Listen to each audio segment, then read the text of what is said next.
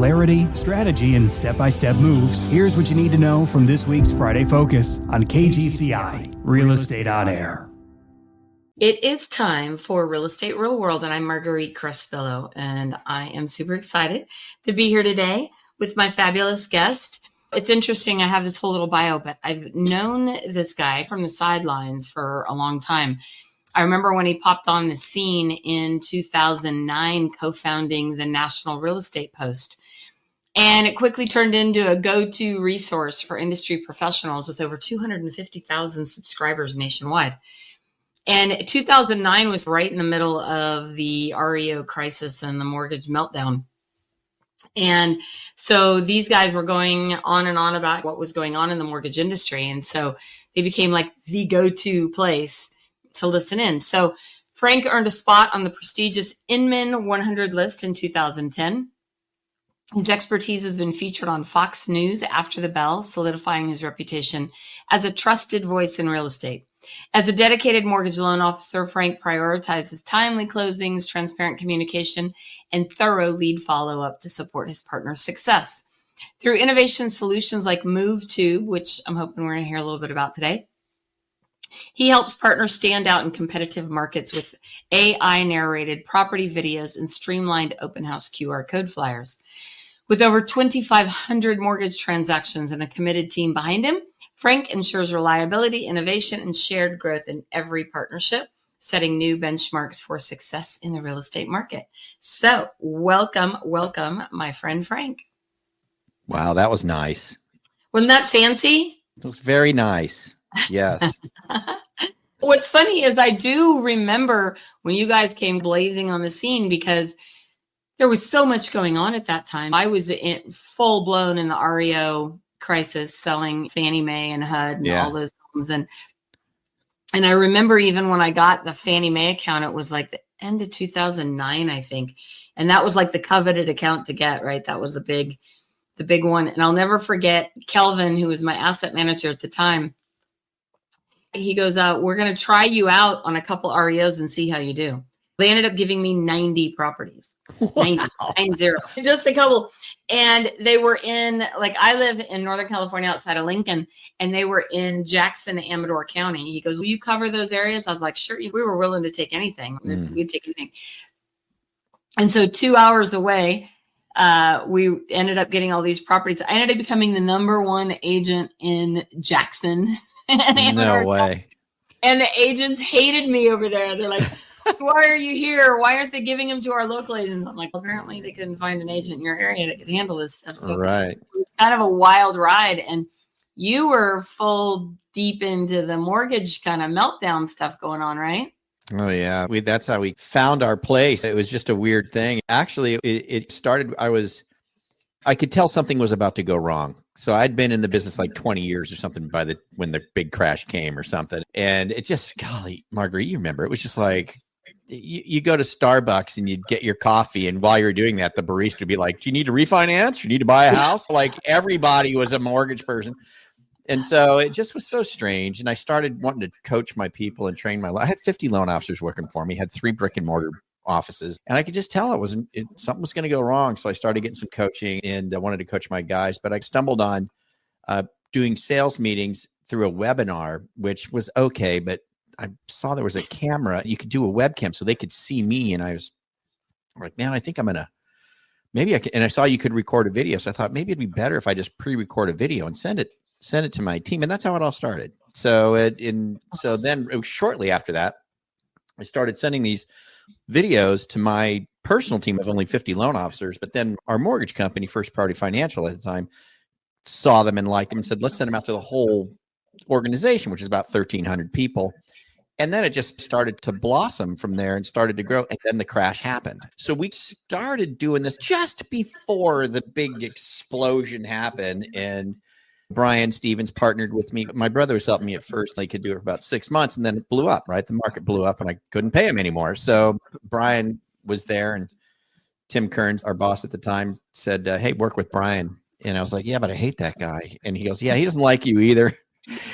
but you guys are idiots, and you guys, I know you guys would love each other if you just got to know each other. I'm like, okay. And I asked him, he said, all right. And then we became best pals. And that's funny. And yeah, and it just blew up. We were just talking about the mortgage industry, and we just happened to catch lightning in a bottle. We happened to be doing that thing at that right time, and it just caught, and it became quite an interesting chapter in my 36-year career in the mortgage business. They call it, you went viral, right? Back then, I don't think they had a name for it, but yeah, I don't even know. Yeah, let's put it this way: when we started, YouTube was not even owned by Google yet. It was not at all. Yeah, they were their own. Whoever invented it, still owned it themselves before Google bought it.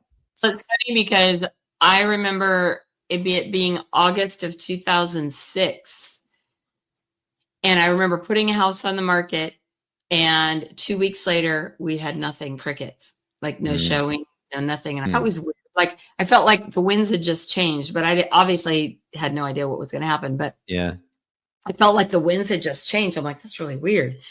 And that was August of 2006. And then a friend of mine from Wells Fargo said, hey, they're asking me for some of the top agents in the area to put on this REO list. And I'm like, what's an REO? Yeah. and he's like, can you just fill out this information? I'm like, yeah, okay, I'll get to it. And like a couple months later, he's, Marguerite, I really need you to like fill out this information. I'm like, okay. Like, he's like trying to chase me down to give me business, right? Like, right. And I finally got it filled out. And on Christmas Eve, I'll never forget, we were up in Tahoe, and I got 5 assets signed to me from Wells Fargo. I was like, wow, that's weird. Like, I didn't know. Yeah. Something's going on. And I started getting all these requests for BPOs and all kinds of crazy stuff. And then the whole world just went like sideways. It turned upside down and went inside out. That was quite the cataclysmic event. And for any real estate agents and originators that were not in the business during that time, you just don't even know. That was an explosive, highly explosive, crazy event that really rocked the entire world. It wasn't, yeah. Well, it's interesting because I've been saying repeatedly this last year is that we have an entire generation of real estate agents and consumers, frankly, who have not seen challenges in the market since 2010. Yeah. Right. When 2010 was really the bottom. And since 2010, we've only had home prices skyrocket, interest rates stay in the low 2s and 3s. Yeah. And so as soon as interest rates went back to what we would call normal, yeah, people were like flipped out. Yeah. And so it's just been interesting. I'm like, we've been through this before. You know, it's not like, it's literally the last 14 years. Even if you've got an agent who says, I've been around 10 years, cool. You still haven't been through a challenging market. You don't even know. Yeah. No. How's it impacting the mortgage? How are things impacting the mortgage market now? Because obviously we're seeing, for the majority, refis have gone away. Of course, there's still some, but what are you seeing in the mortgage industry with all of the hopped-in loan officers and all that? You know, I think I'm seeing the same thing you're probably seeing in the real estate industry these days, especially with the NAR settlement and that news and what's going on there. We might want to chat about that a bit. But in the mortgage space, it's absolutely exactly what you said. There was a lot of people that got into the business after that 2010 era, that 2012 and beyond era, where in reality, they've really never really had it too tough. It's been a pretty good market for quite some time. And both on the purchase side and on especially on the refi side during COVID and all that was just nuts, right? That was insane. And so we do have a lot of originators that are out there who just are feeling the pressure of having to work for it, having to hustle and go out there and get it done. And I think, so the number might be wrong. Nowadays, every year you got to renew your NMLS license. You got to send in your mortgage licensing federally. You have to send in some continuing education. It's a once a year thing. And this past go around, I think it's something like 30+% of originators just didn't renew. They're just like done. So in the mortgage space, with rates being, like you said, I agree. If we're in the 7s, I'd cut my teeth on 7% interest rates. You know what I mean? Like, I did that for a long time. And for a lot of those LOs, they had to go. They just don't know what to do. And unfortunately, they don't know where to turn to get some advice. There's a lot of doom and gloom out there, right? Even among, especially if you, I hate to say it, but if you're a Facebook dweller and a group dweller and you're in a bunch of these Facebook, especially, I don't know about on the real estate side, but on the mortgage side, it can get to be a pretty doom and gloom. Woe is me. The sky is falling. Let's just say everybody, misery loves company. And so the originators that fall into those places, they're getting out, which is unfortunate because there's a lot of business to be had on the real estate side and on the mortgage side. You just got to roll up the sleeves and get down to what works, man. Make some calls, talk to some people, and get hustling. And yeah, it's been interesting on the real estate side when an agent is, I've had this house on the market for 7 days and I've had no activity. I'm like, okay, let's talk about what you did, that kind of thing. But it's just been fascinating to watch. And then now, of course, with the whole NIR settlement, which people need to first understand, that's effectively like writing an offer, but you don't have an offer accepted yet. You don't have a counter. You don't have it like that. That's a long road still ahead. Of course, what's causing the majority of the problems is not only the media grabbing a hold of that and losing their minds, but every single agent posting something about it as well. That's not, it's just adding fuel to the fire. I don't know. Yeah. What are your thoughts on this whole thing? I think with the NAR settlement, I'm just a weird guy. And I think it's just because I've been through cataclysmic events in the industry, more than one. We've been, of course, the big one that we just talked about. There's been other times where it's been challenging for one reason or another. And hey, I've been doing it for 36 years. I don't know how long you've been doing it. I've been 36. You go back, how long? 30?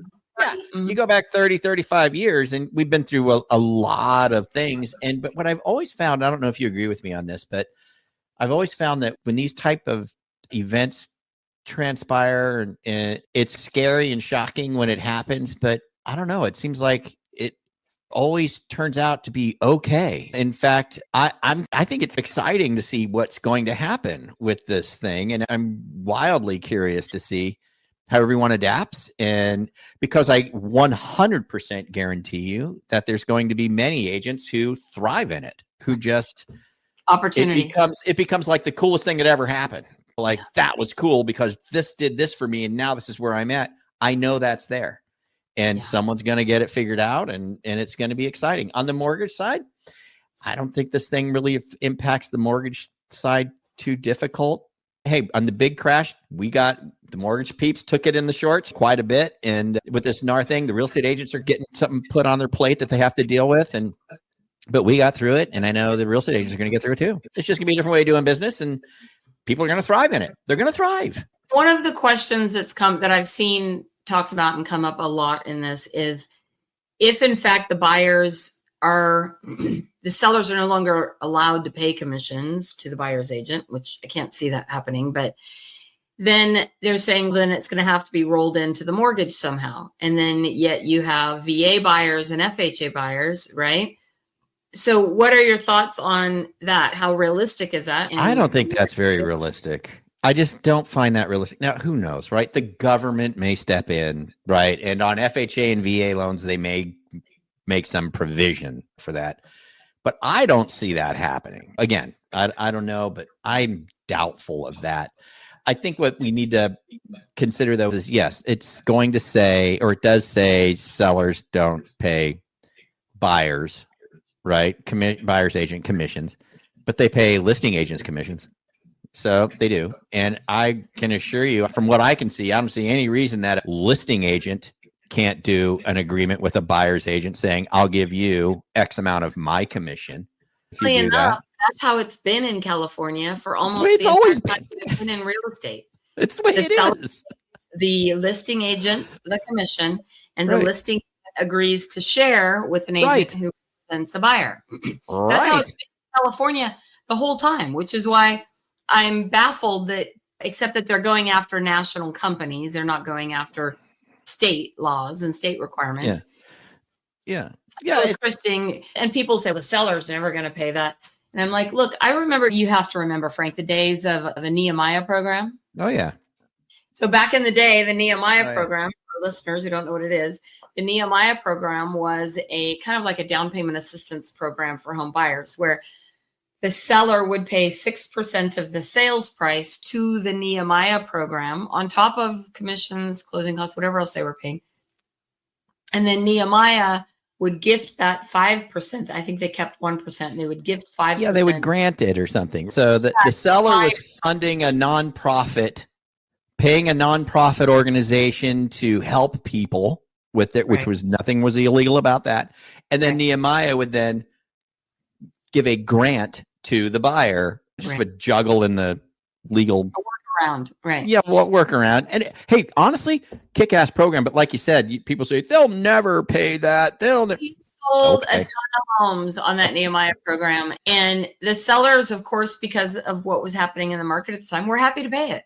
Like it was either that or continue dropping the price on their home and never sell their home. Right. What I do know about this industry, and I'm sure you'll concur with this, is we're very resilient.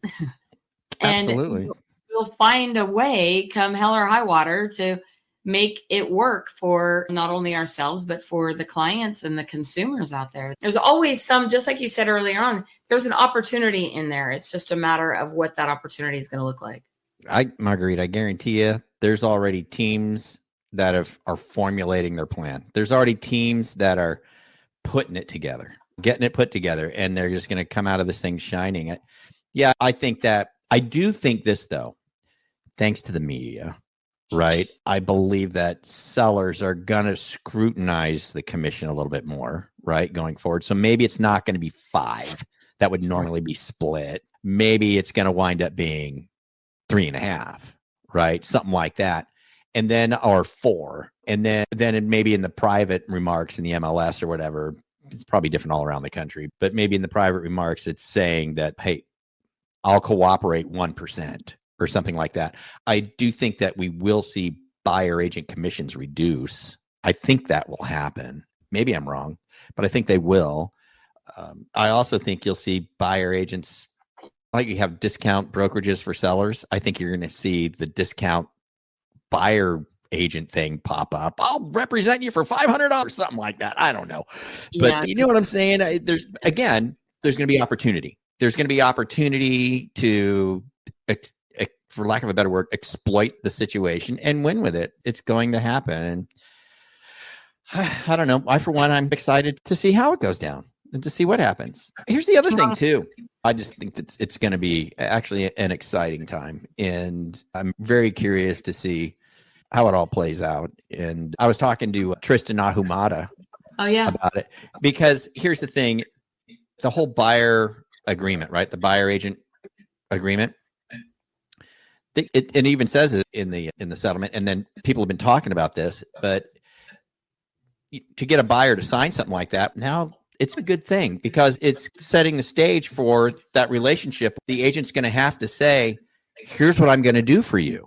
So not just, I'll find you something. Now the agent's going to have to say, I have a list or to sign this agreement, understand these are the things that I'm going to do on my end, and here's what you will pay if I accomplish that for you. So I think that's a good thing. I think it's a good thing for agents to start saying that. This is all. And you know what?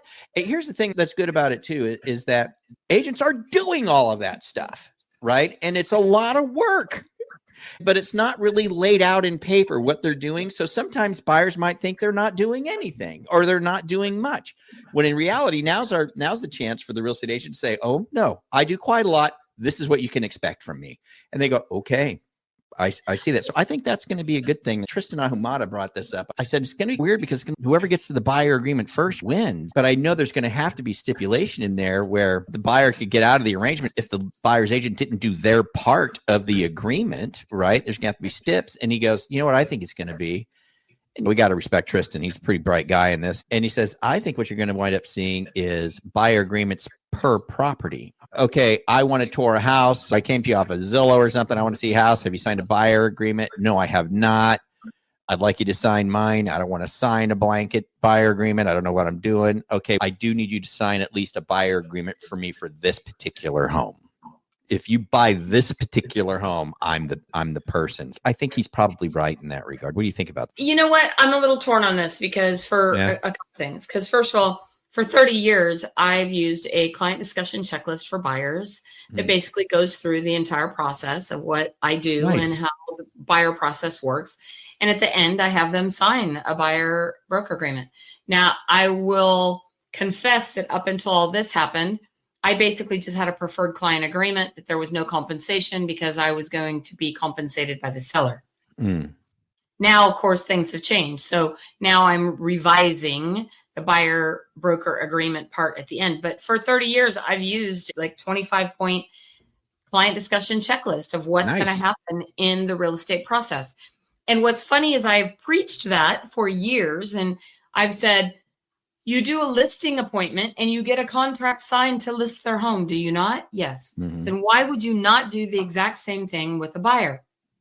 That's just not how it is. Buyers will never sign it. I'm like, they've signed it for 30 years with me.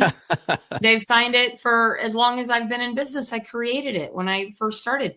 And what's funny is I created that checklist based on things that went wrong in the real estate process. Sure. Like you'll remember this. The perfect example was back in the day when we sold HUD homes and they had the $500 down. You could buy a HUD home for $500 down. Yeah. Or VA. No. And the problem was then it came time to get the earnest money deposit from them for the purchase contract, and they didn't have any money.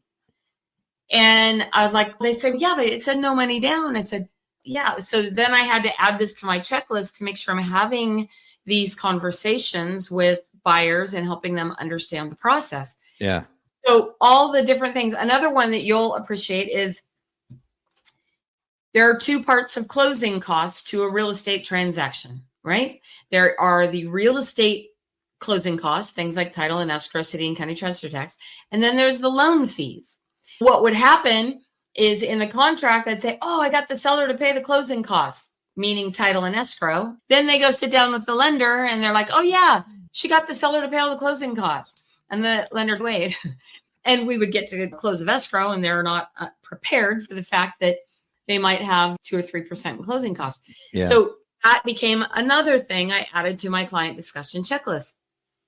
But I cannot tell you how many arguments I have been in with big team leaders and stuff. Oh, yeah, buyers will never sign that stuff. They'll never. I'm like, really? They sign it all the time if you sit down and explain it and help them understand the process. So to me, this has been a long time coming. How we'll get compensated on the buyer side, still up in the air. But I think depending on what happens with inventory. And the bigger issue is inventory. If there's too much inventory, we're going to get whatever we want out of the sellers. If there's not enough inventory, it's going to be a battle. Right. And to me, the people who are going to suffer the most, in my opinion, are your first-time home buyers. Yep. Veterans, right?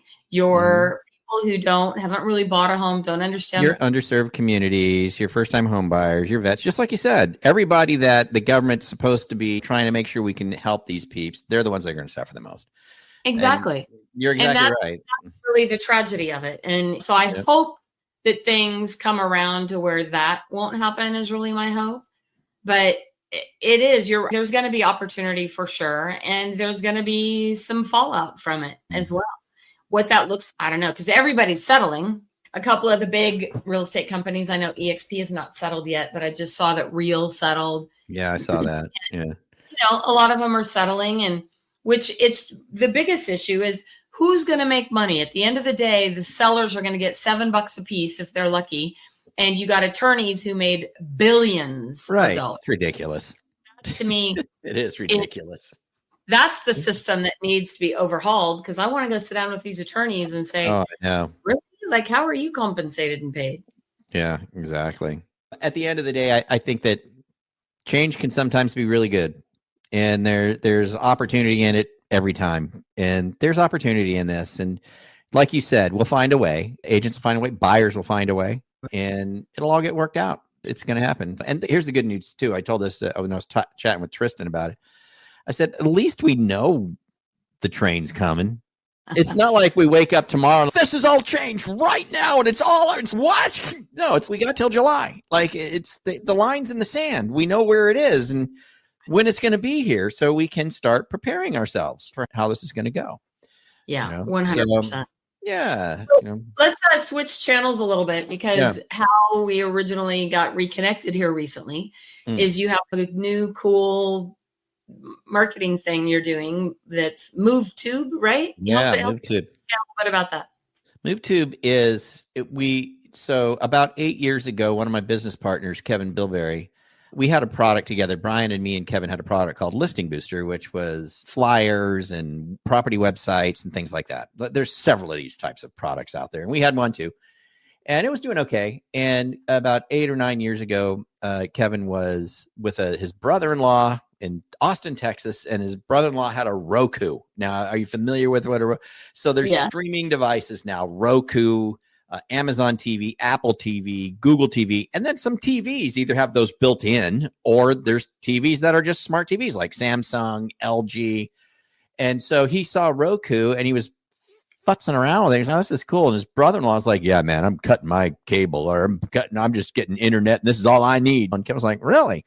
And so Kevin got addicted to it pretty quickly. And he realized very quickly on Roku, like, you could search streaming channels. And he's looking at all these channels. He goes, dude, there's the most stupid, ridiculous channels in the world in there, like horrible channels of just people somehow submitting something to Roku. And now it's a quote unquote channel. And he goes, they're dreadful. But he said, but there's some cool stuff in there too. They got categories. And he goes, I bet I could put property search on this thing and compress a bunch of time. But about a year later, he had gotten it done, and we spent a lot of money doing it because to code for TV is not a website. It's not the same animal.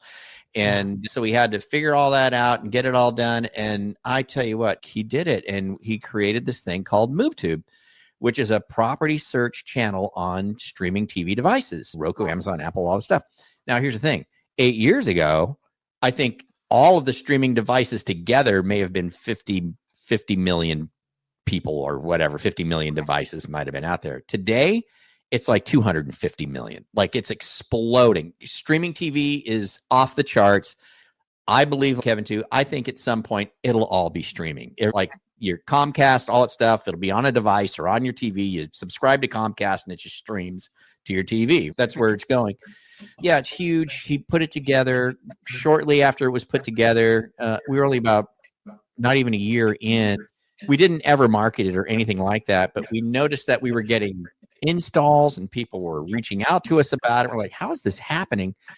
And then we checked with Roku, because that was our first launch, was Roku. And they said, oh, you guys are kicking butt, man. Like, you guys are like, everybody loves your channel. And it's like, the stay time on your channel is 90 minutes. And we're like, what's going on? And they're like, oh yeah, you guys are getting like 400 installs a week. And we're like, wow. And they go, you just got, since you're doing well, you show up first. So if anybody searches real estate, so you think about this, people love to watch real estate TV, real estate shows.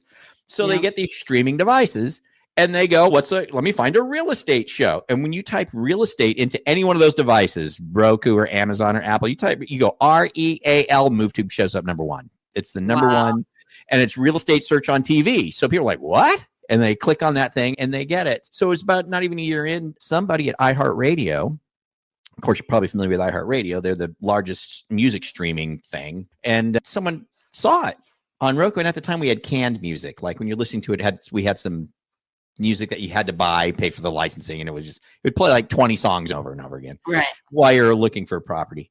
And somebody at iHeartRadio became a fan of the channel. I was like, this thing's killer. And they reached out to us and said, hey man, what about, instead of that canned music, we let you integrate with iHeartRadio? That way they could listen to any music that they want to listen to while they're surfing. We're like, sure, sounds good. And boom, that was done. So we got iHeartRadio. So this thing anyways blown up to be this really cool thing in the streaming space, which is a huge space, but it was always just a novelty thing for us. We weren't sure what to do with it. So fast forward to about 3 years ago. 3 years ago, we decided, based on the feedback we were getting from real estate agents and Listing Booster and the loan officer and Listing Booster, that the TV thing was the thing. That was the thing that was moving the needle for real estate agents. That was the thing that was getting people excited. So we built a product around it. It's called MoveTube. We just call it MoveTube, and it's movetube.ai is the website to get signed up for it. But essentially, it's absolutely free for real estate agents. We wanted to make it free. And here's why. We wanted to make it free for agents because without their listings, we have nothing. We have nothing. Hey, Marguerite, take a little effort to get a listing once in a while. Takes a little bit of an effort, right? A little muscle. Got to put a little muscle, apply a little muscle. We know you guys are working your butt off to get those things. It's not easy. Then just fall out of the sky. So you're bringing that to the channel. That's the content that's getting the consumer excited. So how can we charge an agent? That would be just rude. Okay. So we had to figure out a way to not charge him, but we got RESPA, right? So we got to deal with RESPA. So we put together, we worked with attorneys and we put together a comprehensive compliance stance on it, which is getting approved by lenders all across the country. And so what it is, the loan officer is not paying for an account for you, because as an agent, you can get in for free and you can pick any advertising sponsor you want. Okay. So you don't have to be stuck with some guy that gives it to you. You could go in there and pick another person, right? You can pick anybody you want to be your advertising sponsor. The real estate agent has to agree to have an advertising sponsor, which the most logical thing is a loan officer these days. So the stance compliance-wise is the loan officer is paying to have advertising on your personal listings, right? On the TV, and there's some web-based stuff that it goes on. We have had no problem getting that done. Loan officers are happy to do it because they're happy to bring something to their real estate partners. Hey, will this help? Does this help?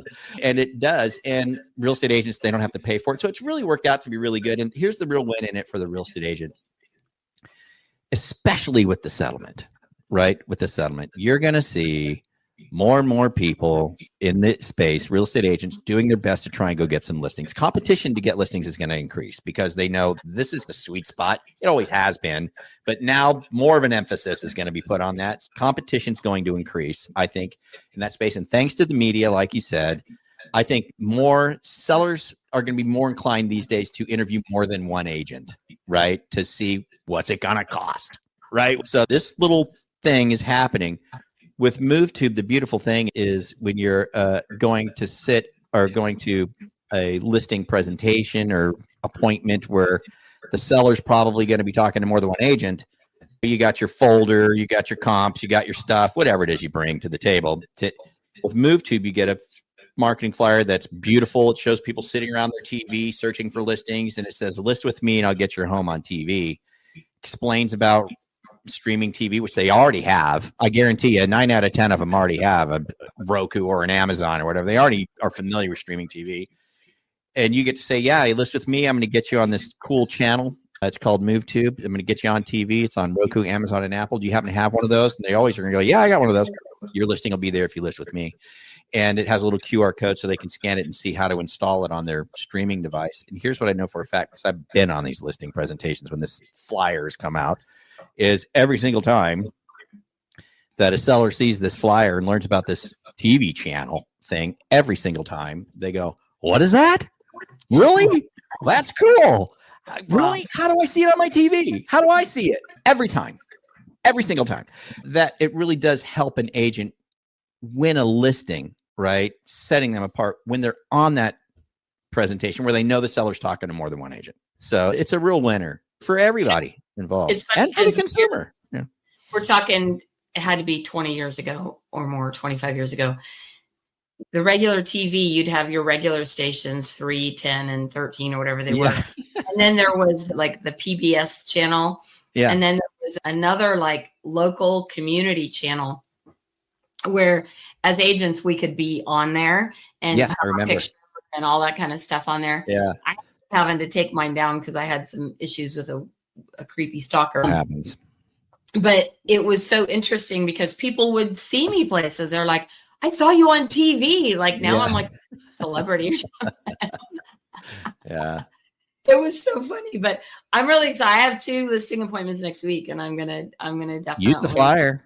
Yeah, use the flyer. Yeah, just say, hey, listen to me. I'm gonna get you on TV. This thing, you got a Roku or anything? They'll be like, yeah. You show them that thing, they'll be, what? How do I see it? Is this nationwide? Yeah.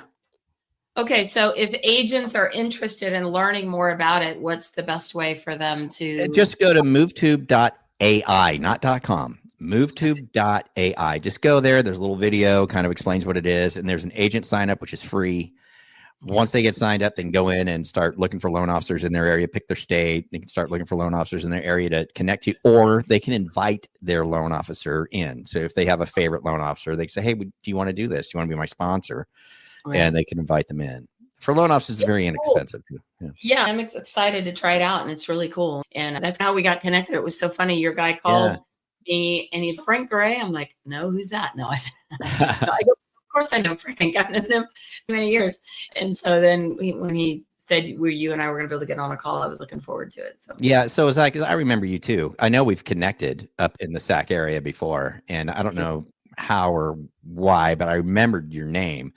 I remembered at one point coming down to your guys' place in your Vacaville, right? Yeah. And coming to because I remember it was off the freeway on the right-hand side there somewhere. And I don't know why I was there. We have been racking my brain the last few days trying to figure it out, but you were in our studio. I was in your studio. Yeah. I remember. Yeah. So that's when Bill brought that up, I go, Marguerite, I know Marguerite. I know you were a very successful agent too. I was like, hey, I'm starstruck. I get to shoot the breeze with Marguerite and maybe get connected in something. So I was pretty excited about it too. Yeah. I'm super excited to try that out. And it was great to reconnect with you. And I feel so privileged to have you on my podcast. I'm excited about that. And thank you so much for taking the time to spend some time with me today. You bet. And it was my privilege to be here. So yeah, it's always a pleasure anytime. And yeah, heck, I got to get you on my podcast now. Let's do it. Fairsies.